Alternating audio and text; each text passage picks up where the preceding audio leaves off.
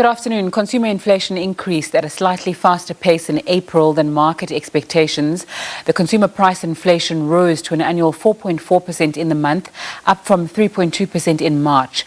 Statistics South Africa data shows the main contributors to the increase were food and non-alcoholic beverages, housing and utilities, as well as transport. Consumer inflation is at its highest in 14 months, but remains within the Reserve Bank's target bracket of 3 to 6%. Food and non-alcoholic beverages contributed 1.1 percentage points to the total CPI annual rate. The R1 per litre petrol price increase in April added to transport costs. It's expected that inflation will average 4.3% this year, rising to 4.4% next year. Economists say the higher than expected rise is also due to base effects caused by the onset of the pandemic and the lockdown in April last year. But the vast majority of this move was due to a statistical base effect, and in fact, absent the statistical base effect, inflation would have come out quite similar to last month's figures.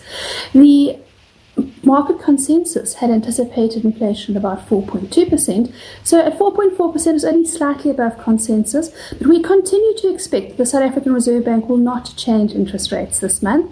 We think that it will leave the repo rate unchanged at 3.5%, and that is particularly because the economy is weak. We are still in the process of economic recovery, and of course South Africa is even at risk of further waves of COVID-19 infections as well, and of course increased lockdown restrictions should government decide to do so.